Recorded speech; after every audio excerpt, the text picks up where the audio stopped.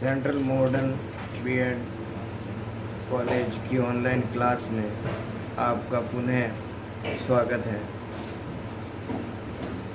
आज हम उत्तर मुगल कालीन शासकों के बारे में चर्चा करेंगे। उत्तर मुगल काल 1707 से शुरू होता है। तो अगर हम देखें तो मध्यकालीन इतिहास में जो सबसे महत्वपूर्ण जो शासनकाल रहा वह मुगल काल रहा। हम देखते हैं कि 1206 से भारत में मुस्लिम सत्ता की स्थापना होती है। सल्तनत काल में हमने देखा कि पहले गुलाम वंश ने, फिर खिलजी ने,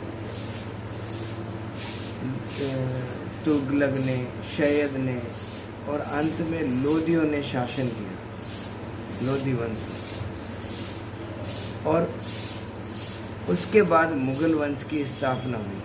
तो मुगल वंश ने मध्यकालीन भारत के इतिहास को बहुत ऊंचाइयों तक ले गए। महत्वपूर्ण रूप से अगर हम देखें तो मुगल काल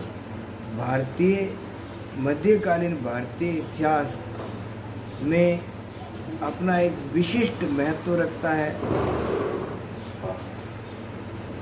मुगल कालीन शासक महानतम शासक रहे हैं।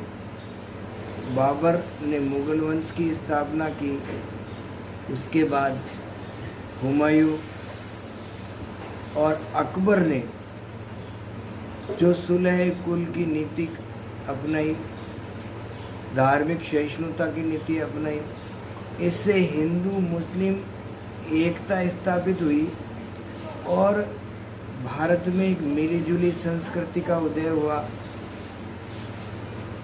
मुगलों या कहें मुस्लिमों का और राजपूत राजाओं का अच्छे संबंध स्थापित हुए, यहाँ तक वैवाहिक संबंध स्थापित हुए।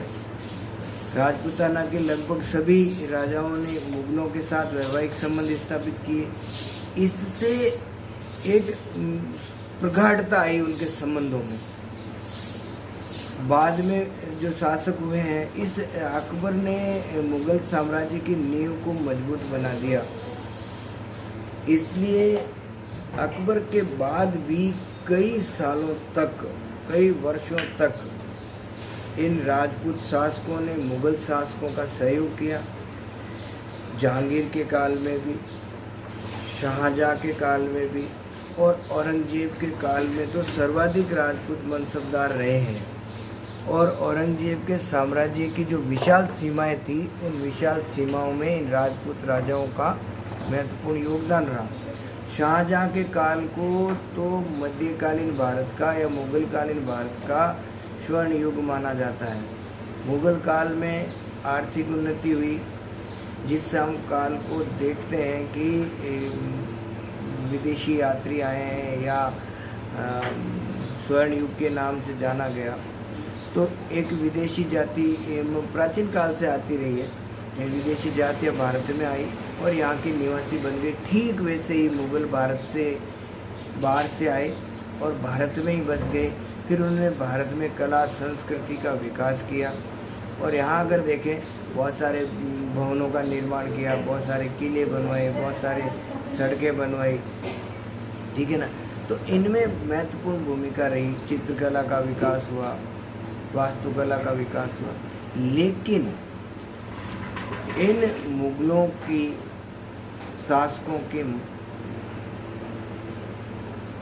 जब प्रमुख अंत हो गया औरंगजेब का 1707 में, उसके बाद अयोग्य शासकों की नीति के कारण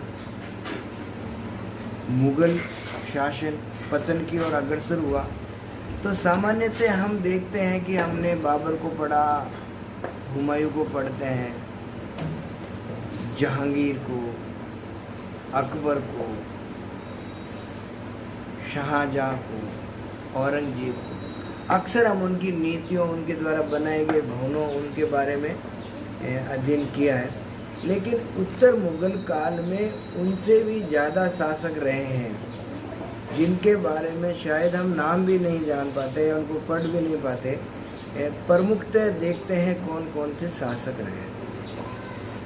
औरंगजेब एक कट्टर सुन्नी मुस्लिम था, और औरंगजेब की जब 1707 में मृत्यु हो गई तो औरंगजेब के 4 पुत्र, अकबर ने तो पहले ही जब उसे लगा कि उसे राज्य नहीं मिलेगा तो वह भारत छोड़कर ईरान चला गया। जब औरंगजेब की जैसे ही औरंगजेब ने मृत्यु शैया पे आंखें मूंद ली या उसकी मृत्यु हो गई, तो उसके पुत्रों में उत्तराधिकार के लिए संघर्ष हुआ। अब औरंगजेब के 4 पुत्र थे, मुअज्जम, आजम और कामबख्श। हमने देखा कि अकबर सेकंड था, वह पहले ही भारत छोड़कर ईरान चला गया। अब मुअज्जम और आजम के बीच जजव का युद्ध होता है और मुअज्जम ने आजम को पराजित किया और वह बहादुर शाह के नाम से शासक बनता है। बाद में दक्षिण भारत में कामबख्श था, तो हैदराबाद से के पास उसको भी बहादुर शाह ने उसे पराजित कर दिया और पूर्णतः मुगल साम्राज्य का मुगल शासक बन गया। बहादुर शाह अंतिम मुगल शासक था जिसको हम मुगल शासकों की वैभव या उसकी स्थिति को देख सकते हैं। उसके बाद तो पतन की स्थिति, मुगल शासकों के सम्मान की स्थिति ही गिर गई। जब मुगल शासक बहादुर शाह शासक बना तो उसने राजपूतों के साथ भी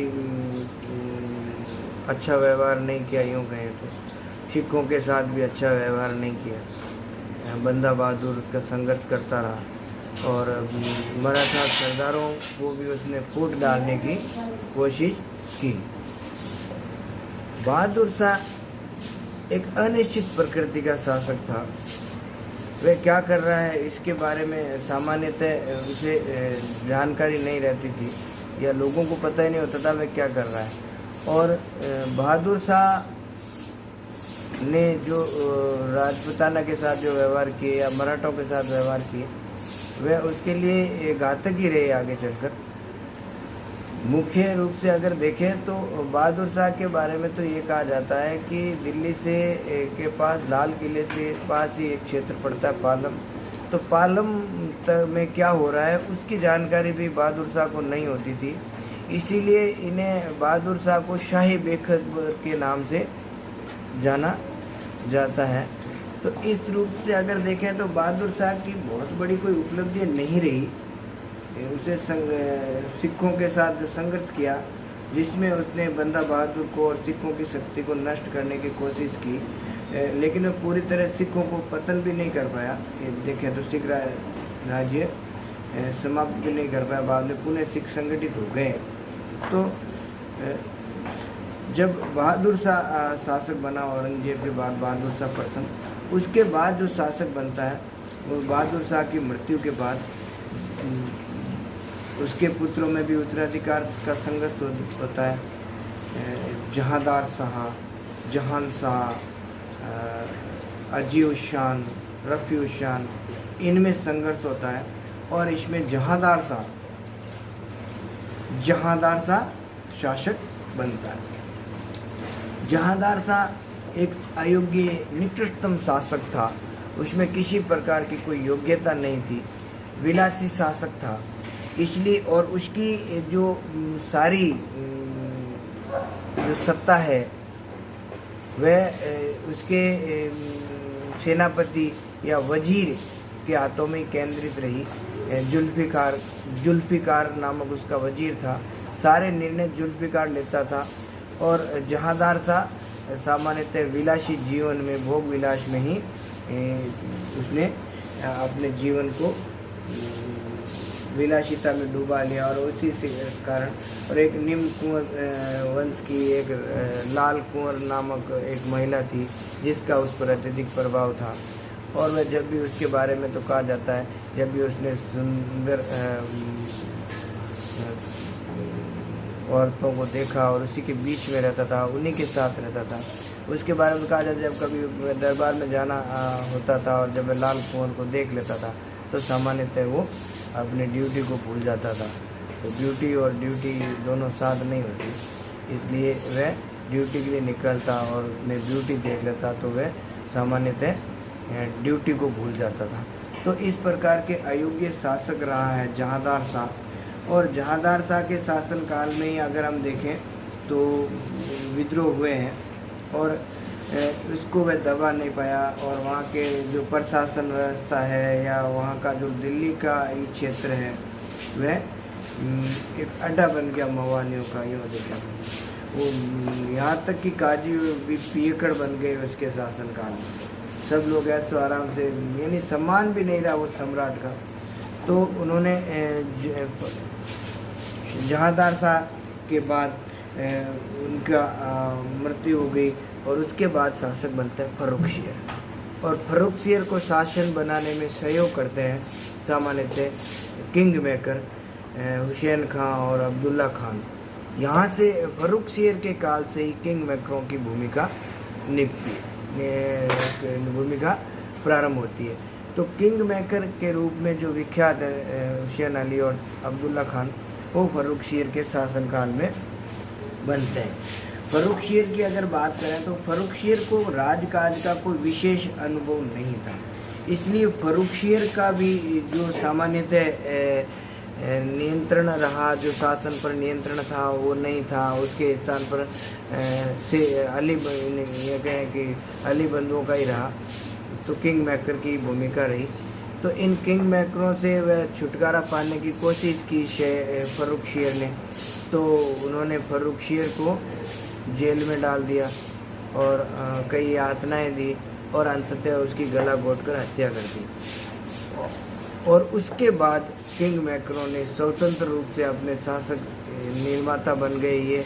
और उनके फर्रुखशियर की मृत्यु के बाद उन्होंने रफ़ी-उद-शान के पुत्र को रफ़ी-उद-दौला को उन्होंने रफ़ी-उद-दरजात को उन्होंने मुग़ल सम्राट बनाया। और रफ़ी-उद-दरजात है वह कोई महत्वपूर्ण रूप से शासन में उनकी भी कोई महत्वपूर्ण, क्योंकि वह किंग मेकर के हाथों का ही, इन्हीं अब्दुल्ला सैयद बंधुओं का ही खिलौना ही रहा। और उसके ऊपर भी उसका जो वजीर था, वजीर के प्रभाव में रहा। तो रफ़ी-उद-दरजात की कोई बहुत महत्वपूर्ण भूमिका नहीं रही।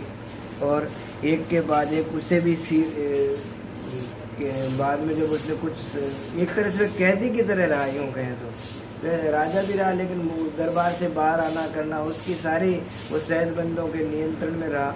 और सैयद बंधुओं में भी इन किंग मेकरों ने उस पर नियंत्रण रखने के लिए हिम्मत खां नामक व्यक्ति को सदा उनके पास रख दिया कैदी के रूप में। तो अंत में उसको भी मौत के घाट उतार दिया गया और रफ़ी-उद-दौला को किंग मेकरों ने पुनः नया नवाब बना दिया।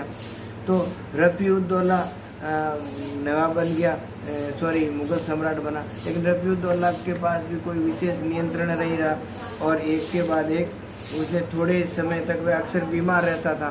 तो बीमार रहने के कारण ज़्यादा कुछ विशेष तौर से वह अपने साम्राज्य के लिए कुछ विशेष नहीं कर पाया। अंततः किंग मेकरों ने सैयद बंधुओं ने उसकी भी हत्या कर दी। और उसके बाद शासक बना, वह बना मोहम्मद शाह। रफ़ी-उद-दौला की मृत्यु के बाद रफ़ी-उद-शान का पुत्र रोशन अख्तर को किंग मेकरों ने मुग़ल बादशाह बनाया और यही मोहम्मद शाह के नाम से दिल्ली का बादशाह बना। इन पर भी इन्हीं किंग मेकरों की दबाव बना रहा।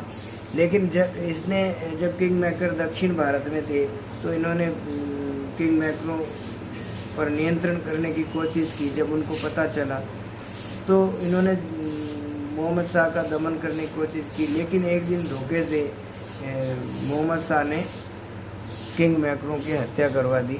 यानी ये एक बहुत बड़ी उपलब्धि रही मोहम्मद शाह की कि उसने इन सैयद बंधुओं की हत्या करवा दी, और सैयद बंधुओं की हत्या कराने के कारण उसका राज्य है वह षड्यंत्रों का जो सामंत किंग मेकर ख़त्म होने के बाद उसका राज्य लंबे समय तक चला। इसलिए उसने उत्तर मुगल काल में अगर देखें तो सबसे ज़्यादा जो शासन किया हुआ किया मोहम्मद शाह ने, 30 वर्ष तक शासन किया उसने। मोहम्मद शाह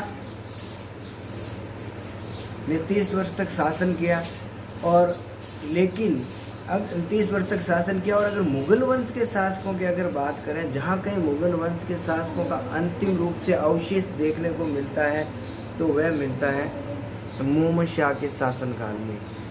लेकिन मोहम्मद शाह के शासनकाल में से पहले जो मुगल सत्ता है, मुगल राज्य है, जो षड्यंत्रों का जो केंद्र बन गया था, उस केंद्र के कारण उससे निजात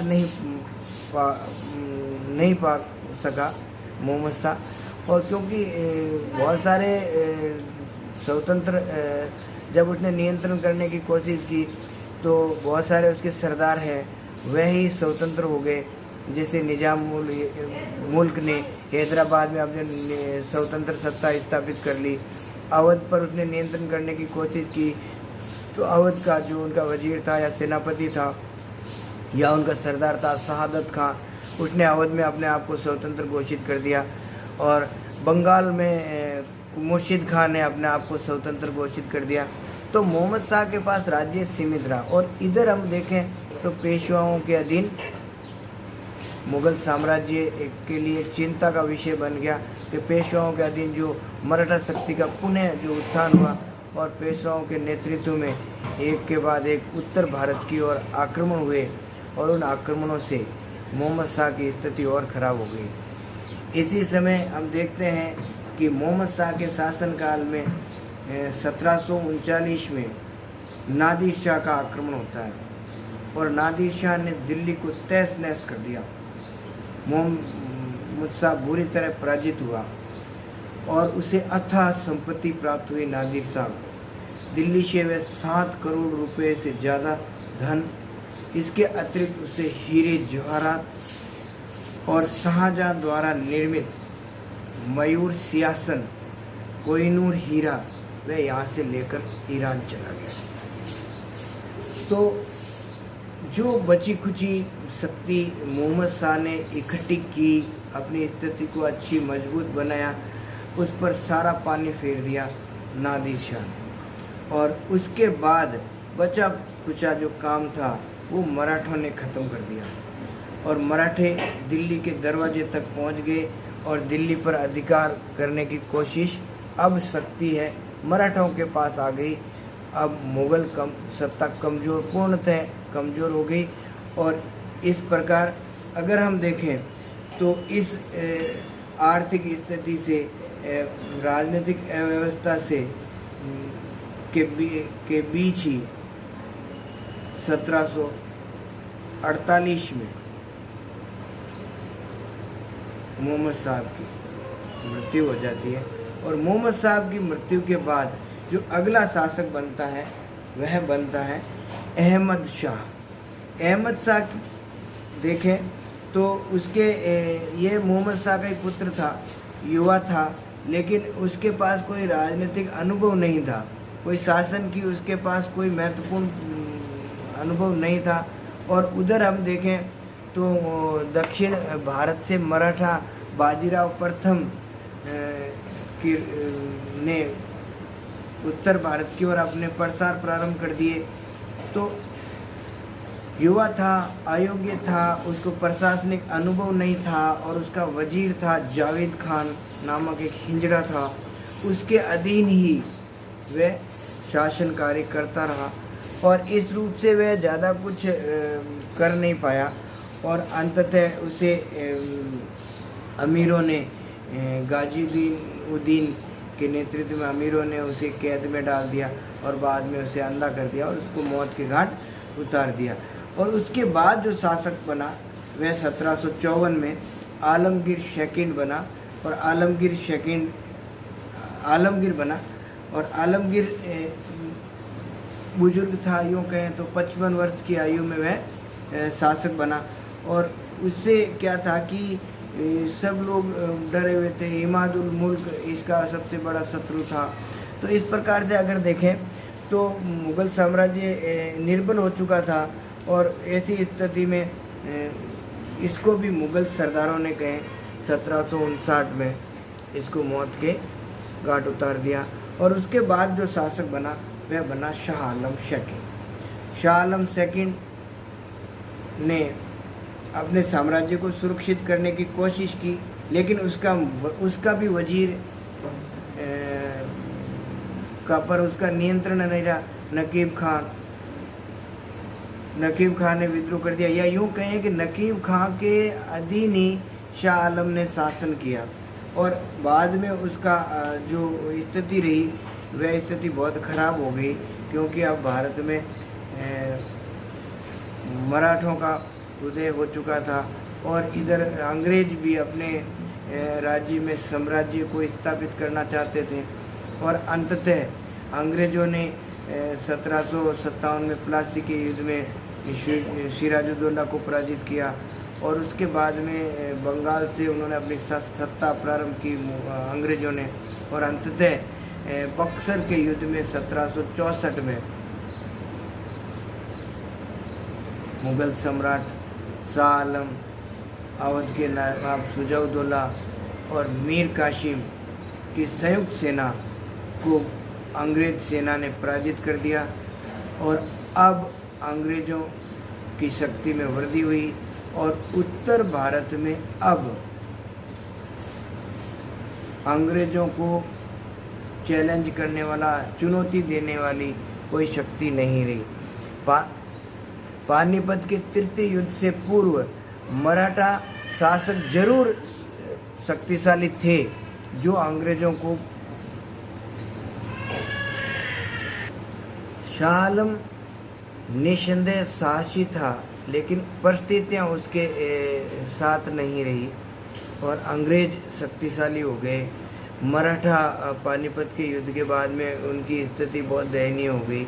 तो ऐसी स्थिति में भारत में अंग्रेजी साम्राज्य का प्रसार हो गया, और शाह आलम इलाहाबाद की संधि के 1765 की इलाहाबाद की संधि के बाद उसे पेंशनर बना दिया गया एक तरह से, और 1806 तक वह अंग्रेज़ों से पेंशन पाता रहा। और उसके बाद 1806 में उसकी मृत्यु होती है। शाह आलम द्वितीय के बाद जो शासक बनता है यह बनता है अकबर द्वितीय। अकबर द्वितीय भी वैसा ही स्थिति थी। मुग़ल साम्राज्य कमज़ोर था, षड्यंत्रों का घर हो गया, अंग्रेज शक्तिशाली हो गए। ऐसी स्थिति में अकबर द्वितीय भी अपनी पेंशन प्राप्त करता रहा और अंग्रेज़ों से सुविधाएं प्राप्त करने की कोशिश करता रहा कि अधिक से अधिक पेंशन प्राप्त करे। वो एक प्रकार से पेंशन भोगता रहा। उसका साम्राज्य बहुत सीमित हो गया और उसकी स्थिति बहुत कमज़ोर हो गई। इसीलिए वह अपनी पेंशन भोक्ता के रूप में उसने अपनी स्थिति को, शिकायतों को अंग्रेज़ों पर निर्भर रहा। तो उसने ब्रिटेन तक अपनी शिकायतें भेजने की कोशिश की कि उसकी पेंशन को बढ़ाया जाए। इसी रूप में उन्होंने राजा राम मोहन राय को भी इंग्लैंड भेजा और अंततः देखें तो 1787 में 37 में उसकी भी मृत्यु हो गई। और अंतिम बादशाह, मुग़ल बादशाह जो हुआ वह हुआ बहादुर शाह सेकंड, जिसे बहादुर शाह जफ़र के नाम से भी जाना जाता है। बहुत बड़ी उसकी कोई विशेष योग्यताएं बहादुर शाह की नहीं रही। मुग़ल दरबार सामान्यतः दलबंदी का था और उसके भी जब गद्दी पर बिठाया गया तो वह एक तरह से वृद्ध ही था, कोई बहुत बड़ा युवा नहीं था। और अंततः उसने के काल में ही 1857 की क्रांति हुई, विद्रोह हुआ और 1857 की क्रांति के विद्रोह का नेतृत्व क्रांतिकारियों ने बहादुर शाह जफ़र को सौंपा और बहादुर शाह सेकंड ने क्रांति को कार्यों से या यूँ कहें क्रांति का नेतृत्व प्राप्त किया। और नेतृत्व करने जैसी उसकी योग्यता ही नहीं थी, क्योंकि वह 70 साल से भी ज़्यादा बुजुर्ग था। और नेतृत्व करने से पहले उसके बारे में कहा जाता है कि वह उसके पैर तो कब्र में लटक रहे थे। तो ऐसी स्थिति में उसे जबरन क्रांतिकारियों ने नेतृत्व सौंपा और उसे ग्रहण किया। और क्रांति जब 1857 की क्रांति असफल हो गई तो उसके 2 पुत्रों और पुत्र को गोली मारकर हत्या कर दी गई और बहादुर शाह जफर को रंगून भेज दिया गया, बंदी बनाकर। वहीं उनकी मृत्यु हो गई। और अंतिम मुगल बादशाह बहादुर शाह सेकंड या बहादुर शाह जफर, अपनी जफर नाम से वह शायरें लिखता था, इसलिए शायरियों के लिए विशेष तौर से उसको याद किया जाता है। एक शायरी उसकी महत्वपूर्ण रही कि वह रंगून में था जब उसने अंग्रेज सरकार से या ब्रिटिश सरकार से कहा कि उसे बंदी बनाकर तो रंगून भेज दिया गया, लेकिन अगर उसकी मृत्यु के बाद उसे भारत की भूमि में दफनाया जाए ले जाकर, लेकिन अंग्रेज़ों ने उसे की इस प्रार्थना को स्वीकार नहीं किया। तो उसने लिखा कि 4 दिन मांग कर लाए थे इस जहान में, 4 दिन मांग कर लाए थे इस जान में, 2 दिन हसरतों में कट गए, 2 दिन इंतजार में। मांगा सोचा था पैर पसार के सोएंगे कुंजे मजार में, कितना बदनसीब है जफर तू, 2 गज जमीन नसीब ना हुई वतन ए यार में। यानी उसे जब कोई समय था जब वह दिल्ली का बादशाह बनाया गया, उसे दिल्ली का हुकूमत दी गई उसके नाम से, और स्थिति ये हो गई कि मृत्यु के समय उसे 2 गज जमीन चाहिए थी दफन होने के लिए भारत की भूमि पर, और ब्रिटिश सरकार ने उसे भारत में दफनाने की अनुमति तक नहीं दी गई। तो इस प्रकार से ये मुग़ल बादशाह थे। और अंतिम मुग़ल बादशाह बहादुर शाह सेकंड, जिसे बहादुर शाह जफर के नाम से भी जाना जाता है।